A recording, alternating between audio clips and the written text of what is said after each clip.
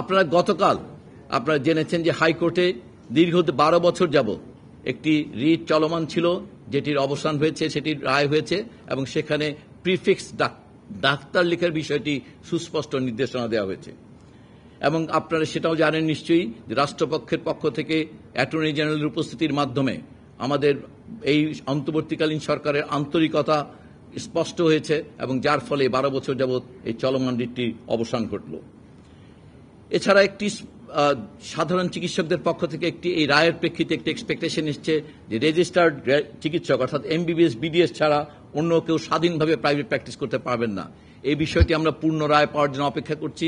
পূর্ণ রায় পাওয়ার পরে এটা আমরা আইনি পরামর্শ করে কাদের মাধ্যমে কি ভাষায় প্রজ্ঞাপন জারি করতে হবে সেটি আমরা নির্দিষ্ট করব।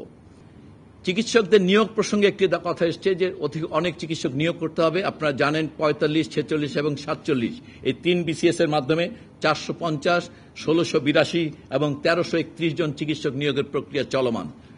মানহীন মেডিকেল অ্যাসিস্ট্যান্ট ট্রেনিং স্কুলগুলো বন্ধ করার কথা বলা হয়েছে। এটি একটি চলমান প্রক্রিয়া।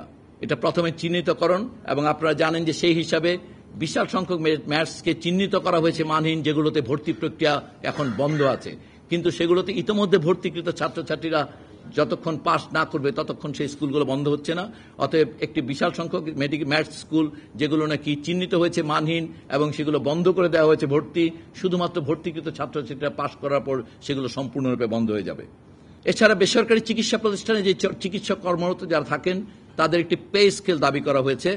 আসলে তাদের পে স্কেল দেওয়াটি একটি দুরূহ বিষয়, কারণ একটি ইউনিফর্ম কাঠামো নয়। এটি ঢাকা বা বিভিন্ন মহানগর, জেলা শহর এবং উপজেলা শহরের বিভিন্ন চিকিৎসা প্রতিষ্ঠানের চিকিৎসকদের বেতনক্রম ভিন্ন হবে।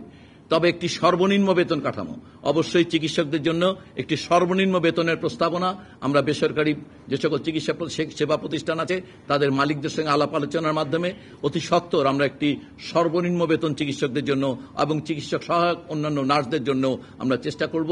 আমরা আশাবাদী যে আমরা একটি পে স্কেল নয়, কিন্তু আমরা একটি সর্বনিম্ন বেতন ঘোষণা করতে সক্ষম হব অল্প দিনের মধ্যেই। আর স্বাস্থ্য সুরক্ষা আইনটি আপনারা জানেন দীর্ঘদিন যাবত আলোচিত, বহু বছর যাবত, এবং আমরা ওই দায়িত্ব প্রাপ্তির পর এটাকে প্রায় চূড়ান্ত করে এনেছিলাম। কিন্তু ইতোমধ্যে স্বাস্থ্য সংস্কার কমিশন কিছু পর্যবেক্ষণ দিয়েছে যেগুলো আমরা ইনকর্পোরেট করতে আগ্রহী, এবং সে কারণে এই স্বাস্থ্য সুরক্ষা আইনটিকে তাদের যে পরামর্শগুলো এটি আগামী 18 তারিখে আসবে বলে আমরা আশাবাদী।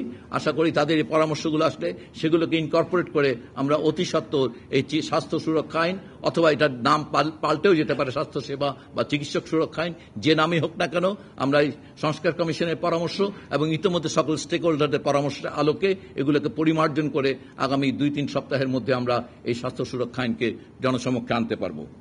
বিসিএস স্বাস্থ্যে 32-এর বদলে যেহেতু চিকিৎসকদের কোর্সটি 5 বছরের এবং 1 বছরের ইন্টার্ন, অর্থাৎ তাদের 6 বছর লাগে ডিগ্রি সমাপ্ত করতে, এই বিবেচনায় আগেও এটা 2 বছর বেশি ছিল।